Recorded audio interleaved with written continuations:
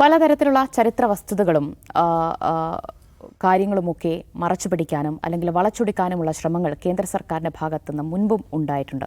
അതിൽ പ്രത്യേകിച്ച് നമ്മുടെ ചരിത്രപരമായ കാര്യങ്ങളൊക്കെ നമ്മുടെ കുട്ടികൾ പഠിക്കാതിരിക്കാനുള്ള നീക്കങ്ങൾ ഉണ്ടായിട്ടുണ്ട്. അതിൽ മുഗൾ കാലഘട്ടമൊക്കെ നമ്മുടെ പാഠപുസ്തകങ്ങളിൽ നിന്ന് ഒഴിവാക്കിയുള്ള നീക്കങ്ങളൊക്കെ നേരത്തെ ഉണ്ടായിട്ടുള്ളതാണ്. ഇപ്പോഴിതാ മുഗൾ കാലഘട്ടത്തെ ക്രൂരതയുടെ കാലഘട്ടമെന്നാണ് പാഠപുസ്തകത്തിൽ വിശേഷിപ്പിക്കുന്നത്.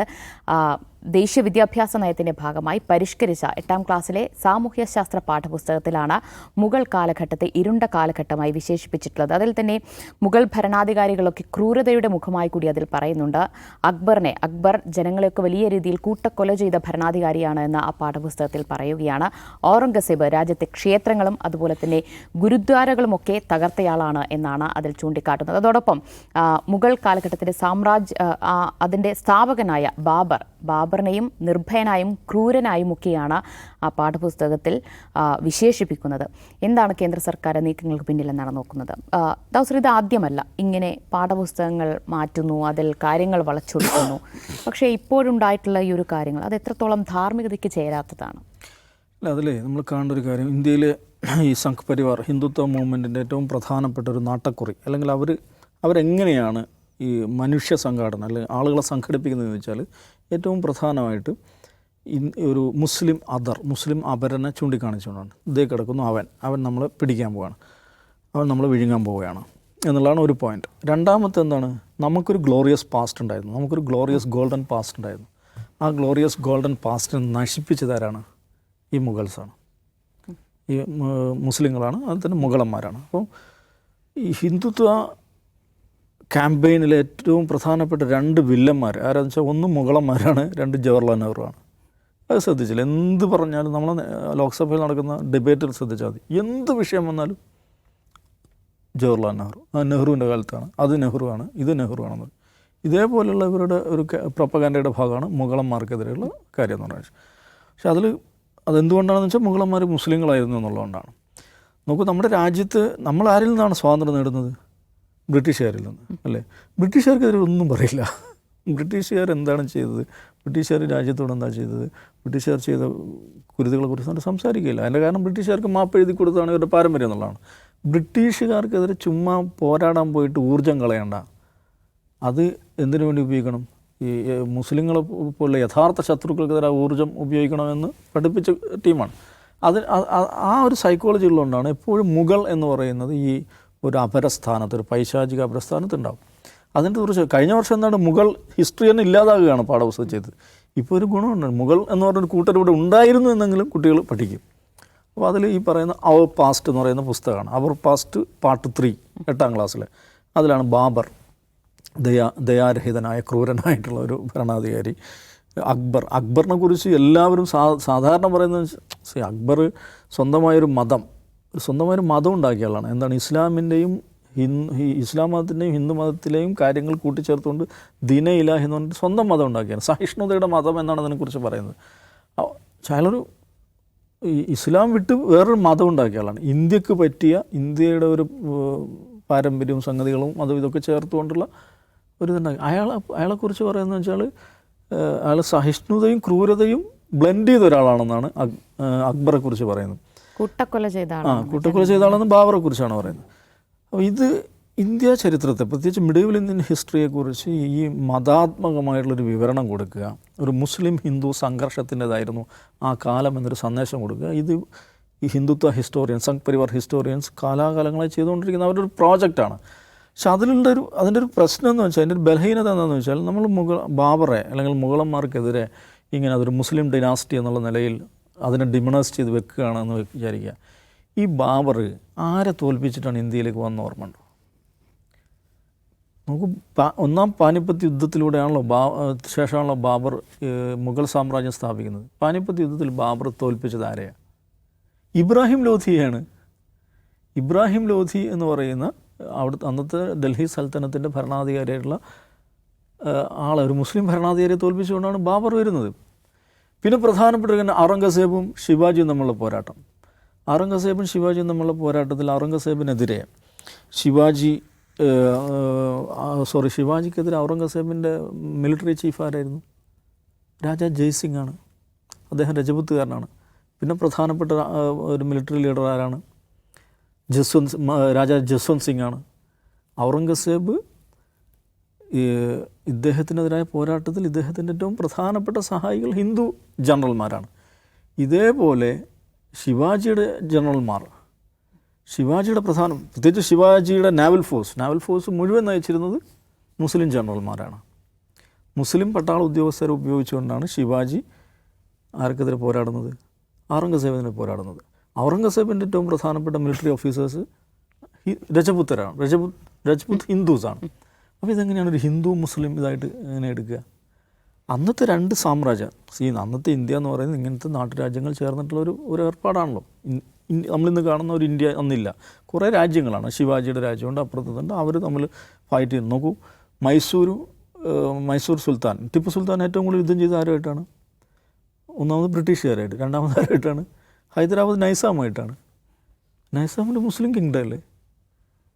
അതെന്താണ്? ഇതിനെങ്ങനെയാണ് നമ്മൾ വെറും ഒരു റിലീജിയസ് ഫ്രെയിമിലൂടെ മാത്രം ഇന്ത്യൻ ഹിസ്റ്ററിയെ, പ്രത്യേകിച്ച് മിഡീവൽ ഇന്ത്യൻ ഹിസ്റ്ററിയെ കാണാൻ പറ്റുക? ഹിന്ദു രാജാക്കന്മാർ പരസ്പരം പോരാടിയിട്ടുണ്ട്. ഹിന്ദു രാജാക്കന്മാരും മുസ്ലിം രാജാക്കന്മാരും പരസ്പരം പോരാടിയിട്ടുണ്ട്. മുസ്ലിം രാജാക്കന്മാരും പരസ്പരം പോരാടിയിട്ടുണ്ട്. അതിൽ ടിപ്പുവിൻ്റെ മുഖ്യ ഉപദേശിയാരായിരുന്നു? പൂർണ്ണയാരാണ്? ബ്രാഹ്മിനാണ്. അദ്ദേഹമാണ് വേണമെങ്കിൽ ഇന്നത്തെ ഭാഷയിൽ പറഞ്ഞാൽ പ്രധാനമന്ത്രി സ്ഥാനത്തിരിക്കുന്ന ആളാണ് ടിപ്പുവിൻ്റെ കോട്ടിൽ. അദ്ദേഹം ബ്രാഹ്മിനാണ്. അതെങ്ങനെയാണ്? ഇതിനെല്ലാം ഒരു റിലീജിയസ് ഫ്രെയിംവർക്കിലൂടെ മാത്രം അവതരിപ്പിക്കുക എന്നുള്ളതാണ് ഇവരുടെ ഒരു ഹിസ്റ്ററിയോഗ്രഫി, ഇവരുടെ ഒരു ചരിത്ര രചനാ രീതിശാസ്ത്രം എന്ന് പറയുന്നത്. അതാണ് അടിസ്ഥാന പ്രശ്നം. അപ്പോൾ അതുകൊണ്ട് പുതിയ പിള്ളേരെ പഠിപ്പിക്കണത് നമ്മളുടെ ഇവന്മാരുണ്ടായിരുന്നു, മുഗളന്മാരെന്ന് പറഞ്ഞിട്ട് ഒരു ടീമുണ്ടായിരുന്നു. അവർ ഭയങ്കരമായ ക്രൂരന്മാരായിരുന്നു, കൊള്ളക്കാരായിരുന്നു, നിർദ്ദയരായിരുന്നു. ബാബർ ഒരു നഗരത്തിൽ പ്രവേശിച്ചാൽ അവിടെയുള്ള മുഴുവൻ ആളുകളെയും കൊന്നുകളയും. എന്നിട്ട് അവരുടെയൊക്കെ തലയോട്ടി മാടങ്ങൾ ഉണ്ടാക്കി വെക്കും. പിള്ളേരെ പഠിപ്പിക്കുകയാണ്. 8ാം ക്ലാസ്സിൽ പിള്ളേരെ പഠിപ്പിക്കുകയാണ്. തലയോട്ടി മാടങ്ങൾ ഉണ്ടാക്കി വെക്കും. ഇതൊക്കെ എന്തിനാണ് ചെയ്യുന്നത്? എന്തൊരു ക്രൂരതയാണ്! ഒരു തലമുറയോട് ചെയ്യുന്ന ക്രൂരതയല്ലേ? ഇനി ഇവർ യഥാർത്ഥത്തിൽ ഇപ്പോൾ പിന്നെ BJPക്കാർ വളരെ പൊക്കി നടക്കുന്ന ഒരാളാണ് ശശി തരൂർ. തരൂരിൻ്റെ ഒരു പുസ്തകമുണ്ട്, the inglorious empire, what the British did to India എന്ന് പറയുന്നത്. ഇൻഗ്ലോറിയസ് എംപയറിൽ അദ്ദേഹം പറയുന്നൊരു കാര്യമുണ്ട്. ഇപ്പം മുഗൾ ഭരണകാലത്ത് നമുക്ക് സമ്പന്നമായൊരു കാലമായിരുന്നു അത്. അതുകൊണ്ടാണ് നമുക്ക് താജ്മഹൽ ഉണ്ടായത്, അതുകൊണ്ടാണ് നമുക്ക് ചെങ്കോട്ട ഉണ്ടായത്, അതുകൊണ്ടാണ് നമുക്ക് ആഗ്ര ഫോർട്ട് ഉണ്ടായത്, അതുകൊണ്ടാണ് നമുക്ക് ജമാ മസ്ജിദ് ഉണ്ടായത്. അന്ന് ഗ്ലോബൽ ജി ഡി പിയുടെ 24.4% ഇന്ത്യയുടെ സംഭാവനയായിരുന്നതാണ്. മുഗൾ ഭരണത്തിൻ്റെ അതിൻ്റെ പാരമ്യഘട്ടത്തിൽ ലോക സമ്പത്തിൻ്റെ 24.4% ഇവിടെയാണ് പ്രൊഡ്യൂസ് ചെയ്യപ്പെട്ടിരുന്നതാണ്. അത്രയും സമ്പന്നമായൊരു കാലമായിരുന്നത്. എന്ന് പറഞ്ഞാൽ മുഗൾ രാജാക്കന്മാർ, അവർ അഫ്ഗാനിൽ നിന്ന് വന്ന ആളാണ് ബാബർ. പക്ഷേ അദ്ദേഹം ഇവിടെയുള്ള സമ്പത്ത് കൊള്ളയടിച്ച് കാബൂളിലേക്ക്, അഫ്ഗാനിലേക്ക് കൊണ്ടുപോവുകയല്ലേ ഇത്. അദ്ദേഹം കുടുംബമായിട്ട് ഇവിടെ താമസിക്കുകയാണ് ചെയ്യുന്നത്. ഇവിടുത്തെ സമ്പത്ത് ഇവിടെ തന്നെ ചെലവഴിക്കുകയാണ് ചെയ്യുന്നത്. ഈ രാജ്യത്തെ ലോകത്തെ ഏറ്റവും സമ്പന്നമായ രാജ്യമാക്കി മാറ്റുകയാണ് ചെയ്തത്.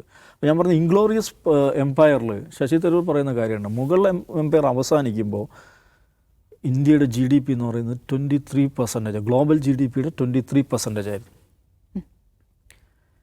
പിന്നെ ബ്രിട്ടീഷുകാർ വന്നിട്ട് 47 അവർ പോകുമ്പോൾ അത് 3% ആയിട്ട് കുറയുന്നുണ്ട്.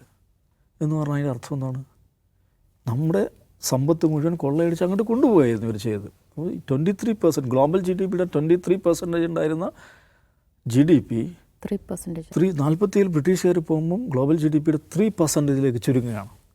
അതാണ് what the British did to India എന്ന് അദ്ദേഹം വിശദീകരിക്കുന്നത്. ആര്? ശശി തരൂർ. ഇപ്പോൾ ഇവർ വലിയ പൊക്കി നടക്കുന്നതാണ്. ഇനി 1946 ശ്യാം പ്രസാദ് മുഖർജി കോൺസ്റ്റിറ്റ്യൂൻ്റ് അസംബ്ലിയിൽ, അന്നത്തെ പാർലമെൻറ്റിൽ നടന്ന പ്രസംഗത്തിൽ അന്ന് പ്രത്യേകിച്ച് ഈ ക്വിറ്റ് ഇന്ത്യ സമരത്തെ അടിച്ചമർത്തിയ ബ്രിട്ടീഷ് സമീപനത്തിനെതിരെ അദ്ദേഹം വളരെ രൂക്ഷ ഭാഷയിൽ പ്രസംഗിക്കുന്നുണ്ട്. അതിൽ അദ്ദേഹം പറയുന്ന കാര്യം എന്ന് വെച്ചാൽ, നിങ്ങൾ ചതിയന്മാരാണ്, വഞ്ചകരാണ്, കൊള്ളക്കാരാണ്. ഇവിടെ നമ്മളുടെ ഗ്ലോറിയസ് മുഗൾസ് അവർ ഭരിക്കുമ്പോൾ അവരുടെ മുമ്പിൽ യാചകരായി വന്ന് ഇവിടെ കൂടിയവരാണ് നിങ്ങളെന്നാണ് പറയുന്നത്. ശ്യാം പ്രസാദ് മുഖർജി ഗ്ലോറിയസ് മുഗൾസ് എന്നാണ് പറയുന്നത്. വിവേകാനന്ദൻ എന്ന് പറയുന്നത് ആര്യന്മാർ, ദ്രാവിഡർ, ടർക്കുകൾ, യൂറോപ്യൻസ്, മുഗൾസ്, അവരെല്ലാം നമ്മുടെ മണ്ണിന് രക്തം നൽകിയവരാണെന്നാണ് വിവേകാനന്ദൻ പറയുന്നത്. ഇപ്പോൾ വിവേകാനന്ദനും ശ്യാം പ്രസാദ് മുഖർജിയും ഗ്ലോറിയസ് ആയ നമ്മുടെ മണ്ണിന് രക്തം നൽകിയതിനെ പുഷ്ടിപ്പെടുത്തിയ ആളുകളായിട്ട് ഇവരെ വിശേഷിപ്പിക്കുമ്പോൾ BJP എങ്ങനെയാണ് ഇങ്ങനൊരു പാഠപുസ്തകമായിട്ട് പോവുക? ഒരു പ്രശ്നമുണ്ടല്ലോ. അപ്പോൾ ഇത് ഒറ്റ ലക്ഷ്യമേ ഉള്ളൂ, ഈ വെറുപ്പ് തലമുറ കൈമാറി അതിനെ എന്താ പറയുക, അതിനൊരു അതോറിറ്റി കൊടുക്കുക, വെറുപ്പിനെ ആധികാരികമാക്കുക, വെറുപ്പിനെ ഒരു രാഷ്ട്രത്തിൻ്റെ തന്നെ ഒരു സംവിധാനത്തിൻ്റെ ഭാഗമാക്കുക എന്ന് പറയുന്ന പണിയാണ് എടുത്തുകൊണ്ടിരിക്കുന്നത്. അതിൽ കുറച്ചൊക്കെ അവർ വിജയിക്കും. പക്ഷേ വേറൊരു കാര്യമുള്ളതെന്ന് വെച്ചാൽ ഇന്ന് പഴയതുപോലെയല്ല. ആളുകൾ സോഴ്സ് ഓഫ് ഇൻഫർമേഷൻ എന്ന് പറയുന്നത് പാഠപുസ്തകം മാത്രമല്ല, പാഠപുസ്തകം മാത്രം വായിച്ചിട്ടല്ല മനുഷ്യരുണ്ടാകുന്നത് അല്ലെങ്കിൽ ചിന്തകൾ രൂപപ്പെടുന്നത്. മനുഷ്യർക്ക് വിവരങ്ങൾ എടുക്കാൻ ഇഷ്ടം പോലെ വകുപ്പുകളുണ്ട്. ഈ കുഞ്ഞുങ്ങൾ മുതിർന്നു വരുമ്പോൾ അവർ, എനിക്ക് തോന്നുന്നു, ഇതിനെ ചോദ്യം ചെയ്യുന്ന അവസ്ഥയിലേക്ക് അവർ വളരുമെന്നാണ് ഞാൻ വിചാരിക്കുന്നത്. അജംസി, പാഠപുസ്തകത്തിൽ നിന്ന് മാത്രം ഇത്തരം കാര്യങ്ങളൊക്കെ മാറ്റി നിർത്തിയതുകൊണ്ട് നമ്മുടെ കുട്ടികൾ ഇതൊക്കെ അറിയപ്പെടാതെ പോകുമോ? ദാവൂദ് സർ പറഞ്ഞതുപോലെ ഇത് തേടി കണ്ടുപിടിക്കുന്ന കാര്യത്തിലേക്കൊക്കെ എത്തുമോ? പക്ഷേ പാഠപുസ്തകത്തിന് വേറൊരു കർത്തവ്യമുണ്ട്, അതിനൊരു ധർമ്മം വേറെ തന്നെയാണ്. ഇപ്പോൾ നമുക്ക് സോഴ്സ് ഓഫ് ഇൻകം വേറെയുണ്ട്. നമ്മൾ ചെറുപ്പത്തിൽ പഠിക്കുന്ന പാഠപുസ്തകത്തിൽ നമ്മളൊരു ഡിവൈനിറ്റി കൽപ്പിക്കും. നമുക്കറിയാലോ, അതിനൊരു ഓഥറിറ്റേറ്റീവ് ആണ്, പരിഭാവനത എന്നൊക്കെ പറയുന്നത്. അതിൽ നിന്ന് കിട്ടുന്ന വിവരം വളരെ ഡിവൈനാണ്, ഓഥറിറ്റേറ്റീവ് ആയിട്ടാണ് നമ്മൾ കാണുക. ബാക്കിയെല്ലാം നെറ്റിൽ കണ്ടത് എന്നാണ് നമ്മൾ പറയുക, അത് ഇൻ്റർനെറ്റിൽ കണ്ടത് അങ്ങനെയാണ്. ഇതിന് കുറേ കൂടി ഇതിൻ്റെ ഒരു പ്രശ്നം എന്താണെന്ന് വെച്ചാൽ, ഇപ്പോൾ അതിന് ഏറ്റവും നല്ല ഉദാഹരണമാണ് ഗുജറാത്തിൽ BJP അധികാരത്തിൽ വന്നതിന് ശേഷം അവർ ആദ്യം ചെയ്ത്, നമ്മൾ ഈ RSSൻ്റെ പരീക്ഷണശാല, ലാബറട്ടറി ഓഫ് ഹിന്ദുത്വ എന്ന് പറയുന്നത് എന്തുകൊണ്ടാണെന്ന് വെച്ചാൽ, അവർ ആകെ ചെയ്ത കാര്യം അവർ ആ പാഠപുസ്തകം മാറ്റുകയാണ് ചെയ്തത്. ആ പാഠപുസ്തകം പഠിച്ചു വന്നിട്ട് ഒരു ജനറേഷൻ മുഴുവൻ അങ്ങനെ ചിന്തിക്കുന്ന ആളുകളാക്കി അവർ മാറ്റി. അത് ചെറിയ കാര്യമില്ല. അങ്ങനെയാണ് അവർ മാറ്റിയെടുത്തുള്ളത്. അത് പിന്നീട് മറ്റ് സംസ്ഥാനങ്ങളിൽ അവർ പരീക്ഷിക്കുകയാണ് ചെയ്തിട്ടുള്ളത്. ഈ NCERT പുസ്തകത്തിൽ ഒരു പ്രശ്നം എന്ന് വെച്ചാൽ, ഇതിൽ ഈ മുഗൾ എറെ അവർ വിശേഷിപ്പിക്കുന്നത് ഡാർക്ക് ഏജ് എന്നാണ്. ഡാർക്ക് ഏജ് എന്ന് പറഞ്ഞാൽ യൂറോപ്പിലെ റിനൈസൻസിന് മുമ്പുള്ള കാലത്തെയാണ്. അതായത് വിജ്ഞാനം വരുന്നതിന് മുമ്പ്, റിഫോർമേഷനും റിനൈസൻസും ഉണ്ടാകുന്നതിന് മുമ്പുള്ള യൂറോപ്യന്മാരെ കുറിച്ചാണ് ഡാർക്ക് ഏജ് എന്ന് പറയുക. അതായത് ചർച്ച് ഭരിക്കുന്ന, സയൻസിനെതിരായിട്ടുള്ള, ഇപ്പോൾ ഗലീലിയോയൊക്കെ ശിക്ഷിച്ച് നമുക്കറിയാലോ, ആ ഒരു കാലഘട്ടത്തെക്കുറിച്ചാണ് എന്ത് പറയുന്നത്, ഡാർക്ക് ഏജ് എന്ന് പൊതുവിശേഷിപ്പിക്കുന്നത്. ഇന്ത്യയുടെ ഡാർക്ക് ഏജ് ആയിരുന്നോ മുഗൾ കാലഘട്ടം? അല്ല, ഇന്ത്യയുടെ ഏറ്റവും സുവർണ്ണ കാലഘട്ടം തന്നെയായിരുന്നു. അപ്പോൾ ഒരു സുവർണ്ണ കാലഘട്ടം എന്ന് ഇപ്പോൾ നേരത്തെ ദാവൂദ് പറഞ്ഞ ആ കാലഘട്ടത്തെ ഡാർക്ക് ഏജ് എന്നാണ് വിശേഷിപ്പിക്കുന്നത്. അത് ഒരു ചെറിയ മനസ്സിലുണ്ടാക്കുന്ന കാര്യം എന്താണ്, അത് നമ്മുടെ ഉള്ളിലൊരു ഒരു പ്രതിഫലനം ഉണ്ടാക്കും. ചെറിയ കുട്ടികളുടെ മനസ്സിൽ അതൊരു പ്രതിഫലനം ഉണ്ടാക്കും. അതാണ് അവർ ഉദ്ദേശിക്കുന്നത്. മറ്റൊരു കാര്യം, ഇതിൻ്റെ ഇപ്പോൾ ഇന്നലെ ഈ വാർത്ത വന്നതിന് ശേഷം നാഷണൽ മീഡിയ മുഴുവൻ ഇത് തന്നെയാണ് ചർച്ച. നാഷണൽ മീഡിയ ഹിന്ദി ചാനലുകളൊക്കെ അങ്ങനെ പറയാമോ ഇങ്ങനെ പറയാമോ എന്ന് ചോദിച്ചിട്ട്, അതിൽ രസകരമായിട്ട് 1-2 ചാനലുകളിൽ ഒരു ഹിസ്റ്റോറിയൻ ഉണ്ട്, രുചിക ശർമ്മ എന്ന് പറയുന്നിട്ടൊരു പ്രൊഫസറാണ്. അവരാണ് പല ചാനലുകളിലും പോയിട്ട് ഇതിന് മറുപടി കൊടുക്കുന്നത്. അപ്പോൾ അവർ രസകരമായിട്ട് ഇതിനെ പൊളിച്ചെടുക്കുന്നുണ്ട്. അവർ ഉന്നയിക്കുന്ന 2 പ്രധാനപ്പെട്ട കാര്യങ്ങൾ. ഇതിൻ്റെ ഒരു അടിസ്ഥാനം എന്താണ്, മുഗളന്മാർ അതേഴ്സായിട്ട് കാണുന്നതിൻ്റെ അടിസ്ഥാനം അവർ ഇൻവേഡ് ചെയ്ത് വന്നവരാണ്, അവർ തുർക്കിയിൽ നിന്ന് വന്നവരാണ്, അല്ലെങ്കിൽ മംഗോളിയയിൽ നിന്ന് വന്നവരാണെന്നുള്ള ഒരു നറേഷനാണ്. അപ്പോൾ അവർ തിരിച്ചു ചോദിക്കുന്നത്, ഇന്ത്യയിലുള്ള ഈ ആളുകളൊക്കെ എവിടെ നിന്ന് വന്നതാണ് എന്നാണ് ഒന്നാമത്തെ ക്വസ്റ്റ്യൻ. നമ്മളൊക്കെ എവിടെ നിന്ന് വന്നതാണ്? നമ്മളൊക്കെ ഇവിടുത്തെ പ്രിമിറ്റീവ് ട്രൈബാണോ? അല്ല. 2019 നടന്ന വളരെ എർത്ത് ബ്രേക്കിംഗ് ആയിട്ടുള്ളൊരു കണ്ടുപിടുത്തമുണ്ട്. ആ കണ്ടുപിടുത്തം എന്ന് പറഞ്ഞാൽ ഹാരപ്പയിൽ നിന്ന് കണ്ടെത്തിയ ഒരു DNA, ഹാരപ്പയിൽ, അത് BC കാലഘട്ടങ്ങളിൽ ജീവിച്ചിരുന്ന ഹാരപ്പയിൽ ജീവിച്ചൊരു സ്ത്രീയുടെ DNA ഇന്ന് ഇന്ത്യയിൽ ജീവിച്ചിരിക്കുന്ന പല ജനവിഭാഗങ്ങളുടെ DNA ആയിട്ടുള്ള ക്രോസ് മാച്ചിങ് നടത്തി. അതിൽ നിന്ന് മനസ്സിലായിട്ടുള്ളൊരു കാര്യം, ഈ ഹാരപ്പൻ ഇപ്പം മുമ്പ് ബ്രിട്ടീഷുകാർ ഒരു തിയറി ആയിരുന്നു ആര്യൻ ഇൻവേഷൻ തിയറി എന്ന് പറഞ്ഞത്. അത് പിന്നീട് പല ഹിസ്റ്റോറിയന്മാരും ചോദ്യം ചെയ്തിട്ടുണ്ട്. അങ്ങനെ ഇൻവേഷൻ ഉണ്ടായിട്ടില്ല. ഈ നിലവിലെ പേർഷ്യയുടെ ഭാഗത്തു നിന്ന് ആര്യന്മാർ ഇന്ത്യയിലേക്ക് അതിക്രമിച്ചെത്തി, അങ്ങനെ ഒരു അതിക്രമണം ഉണ്ടായിട്ടില്ല. അതിൻ്റെ ഭാഗമായിട്ടല്ല ഹാരപ്പൻ നാഗരികത തകർന്നത് എന്നാണ് പിന്നീട് കണ്ടെത്തിയത്. പക്ഷേ ഇത് കണ്ടെത്തിയത് എങ്ങനെയാണ്? ഈ പറയുന്ന ഒരു ആര്യൻ ഇൻവേഷൻ നടന്നിട്ടില്ലെങ്കിലും ആര്യൻ മൈഗ്രേഷൻ ധാരാളമായി നടന്നു. അങ്ങനെ ആര്യൻ മൈഗ്രേഷൻ നടന്നുകൊണ്ടാണ് ഇവിടെ സംസ്കൃതവും ഹിന്ദിയും പോലുള്ള ഭാഷകളുണ്ടായത്. ദ്രാവിഡ ഭാഷകൾക്ക് അപ്പുറമുള്ള ഈ ഇൻഡോ യൂറോപ്യൻ ഭാഷകളുണ്ടായി, ഇൻഡോ ആര്യൻ ഭാഷകളുണ്ടായത് ഈ മൈഗ്രേഷൻ കൊണ്ടാണ്. അപ്പോൾ ഇന്ന് ഇന്ത്യയിൽ ജീവിച്ചിരിക്കുന്ന ബഹുഭൂരിഭാഗം ആളുകളും ഈ ആര്യന്മാരുടെ ജീനും ഇവിടെയുള്ള ദ്രാവിഡ ജീനും തമ്മിലുള്ള മിക്സാണ് എന്നാണ് ആ DNA ഫലം. അതായത് ഒരു ക്രമപ്രവർദ്ധമായൊരു മൈഗ്രേഷനിലൂടെ ഇന്ത്യയിലെ ജനങ്ങൾ ഇടകലർന്നു. അത് നടന്നുകൊണ്ടാണ്. അല്ല ഇന്ത്യയിൽ ജനിച്ചു വളർന്നവരല്ലെന്ന് ഇന്ത്യയിലുള്ള ആളുകൾ മുഴുവൻ, പ്രത്യേകിച്ചും ഉത്തരേന്ത്യക്കാർ, ഉത്തരേന്ത്യയിലുള്ള ഉയരം കൂടിയ ഈ ആളുകളുണ്ടല്ലോ, ആ മനുഷ്യരൊന്നും ഈ പറയുന്ന ഇവിടുത്തെ ആദിമ നിവാസികളല്ല, അവരൊക്കെ പേർഷ്യയിൽ നിന്ന് വന്നവരുടെ പിൻതലമുറക്കാരാണ്. അതിൽ നമ്മളെല്ലാം മിക്സഡ് ആയിട്ടുള്ള ആളുകളാണ് എന്നാണ് പറയുന്നത്. രണ്ടാമത്തെ കാര്യം, ഇവർ ഇൻവേഡേഴ്സ് ആണെന്ന് പറഞ്ഞു. ഇവർ ഇവിടെ വന്ന് കൊള്ളയടിച്ച് വേറെ ഒരു രാജ്യത്തേക്ക് പോവുകയല്ല ചെയ്തത്. അവരിവിടെ വന്ന് ഇവിടെ ഒരു രാജ്യം സ്ഥാപിച്ച് ഇവിടുത്തെ ജനങ്ങളുമായിട്ട് ഇടപഴകി ഇവിടെ ജീവിച്ച് മരിച്ച ആളുകളാണ്. അവരെങ്ങനെയാണ് നമ്മൾ പുറത്തുനിന്നുള്ള ഒരാൾ. അപ്പോൾ ഈ മറ്റുള്ളവർ അപരർ എന്ന് സ്ഥാപിക്കുന്നതൊക്കെ ഇതിനുള്ളിലുള്ള മനുഷ്യരെ കുറിച്ചാണ് അവർ അതർ എന്ന് പറയുന്നത്. അപ്പോൾ ഹിസ്റ്റോറിക്കലി അത് തെറ്റാണ്. ഈ ടെക്സ്റ്റ് ബുക്കിൽ തന്നെ ഫാക്ച്വലായിട്ടുള്ള ഒരുപാട് തെറ്റുകളുണ്ട്. ഒന്നാമത് അക്ബർ 30,000 പേരെ കൊന്നു. അതുകൊണ്ടാണ് ബ്രൂട്ടാലിറ്റിയുടെയും നല്ലതിൻ്റെയും ചീത്തയുടെയും ടോളറൻസിൻ്റെയും ബ്രൂട്ടാലിറ്റിയുടെയും മിശ്രണമാണ് അദ്ദേഹത്തിൻ്റെ കാലഘട്ടം എന്ന് പറയുന്നത്. ഈ അക്ബർ തീരെ ചെറിയ 10-12 വയസ്സിലോ മറ്റാണ് അദ്ദേഹം അധികാരമേൽക്കുന്നത്. അദ്ദേഹം അധികാരമേറ്റ് 2ാം വർഷം നടന്ന ചിത്തോർഗഡ് എന്ന് പറയുന്ന ഒരു യുദ്ധത്തിൽ ആളുകൾ കൊന്നു എന്നാണ് പറയുന്നത്. ഈ 14 വയസ്സുള്ള ഭരണാധികാരി അല്ല യുദ്ധം ചെയ്യുന്നത്. അതിന് വേറെ സംവിധാനമാണെന്നുള്ളത് മനസ്സിലാക്കണം. ഒന്ന്. രണ്ടാമത് ഈ അധികാരത്തിലെത്തി 4ാം വർഷം മറ്റും അദ്ദേഹം ജിസിയ നിർത്തലാക്കുന്നുണ്ട്. ജിസിയ അവസാനിപ്പിക്കുകയാണ്. അപ്പോൾ ഒന്ന് ആലോചിച്ച് നോക്കുക. അപ്പോൾ പുരോഗമനപരമെന്ന് പല രീതിയിൽ വ്യാഖ്യാനിക്കാവുന്ന ഒരുപാട് നടപടികൾ അദ്ദേഹം സ്വീകരിച്ചിട്ടുണ്ട്. പിന്നെ യുദ്ധം ചെയ്തു, ആളുകളെ കൊന്നു എന്നുള്ളതാണ് അക്ബറിനെതിരെ ഉയർന്ന ഒരു ആരോപണം. ഇന്ത്യ എന്ന് പറയുന്ന ഈ പ്രദേശം എത്ര യുദ്ധങ്ങൾ കണ്ടതാണ്. അത് അശോകൻ്റെ കാലം മുതൽ കലിംഗ യുദ്ധത്തെക്കുറിച്ച്, കലിംഗ യുദ്ധം കണ്ട് അതിലെ ഒഴുകിയ രക്തപ്പുഴ കണ്ട് മനസ്സുമെടുത്താണ് അദ്ദേഹം ബുദ്ധമതം സ്വീകരിക്കുന്നത് അശോകൻ. ഇവിടെ ഉണ്ടായിരുന്ന രാജാക്കന്മാരുടെ പണി എന്തായിരുന്നു? യുദ്ധം തന്നെയായിരുന്നു പണി. അതായത് യുദ്ധം ചെയ്യുക, ആ രാജഭരണകൂടത്തിൻ്റെ ആസ്ഥാനം ചുട്ടരിക്കുക, അവിടെയുള്ള മനുഷ്യരെ കൊല്ലുക, ഇതൊക്കെ തന്നെയാണ് ചെയ്തുകൊണ്ടിരുന്നത്. അങ്ങനെ നടത്താത്ത ഒരു നാട്ടുരാജാവ് ഇന്ത്യയിൽ ഉണ്ടായിരുന്നില്ല. അത്രമാത്രം രക്തരൂക്ഷിത യുദ്ധങ്ങൾ കണ്ട ഒരു നാടാണ് ഇന്ത്യ. നമ്മുടെ എപ്പിക്കുകൾ എന്നറിയപ്പെടുന്ന മഹാഭാരതവും രാമായണവും തന്നെ എന്താണ്? യുദ്ധം തന്നെയാണ്. പഞ്ചപാണ്ഡവ യുദ്ധം. അത് പുറത്തുനിന്ന് ആരും ഒന്നും ചെയ്തതല്ല, ഇവിടെ തന്നെ ചെയ്ത യുദ്ധങ്ങളാണ് പലതും. ഇവിടെ തന്നെയുള്ള ജനങ്ങളുടെ മേൽ നടത്തിയിട്ടുള്ള യുദ്ധങ്ങളാണ്. അപ്പോൾ പിന്നെ മറ്റൊരു കാര്യം, ഈ മുഗളന്മാരെ കുറിച്ച് ആക്ഷേപിക്കുന്ന ഏറ്റവും പ്രധാനപ്പെട്ട കാര്യം അവർ ക്ഷേത്രങ്ങൾ തകർത്തു എന്നുള്ളതാണ്. ഈ ക്ഷേത്രങ്ങൾ ആക്രമിച്ചുകൊണ്ടാണ് എല്ലാ യുദ്ധങ്ങളും ഇന്ത്യയിൽ നടന്നുകൊണ്ടിരുന്നത്. അതിൽ ജാതി മതമൊന്നുമില്ല. ഇപ്പോൾ ഒരു ഉദാഹരണം പറയാം, ശൃംഗേരി മഠം.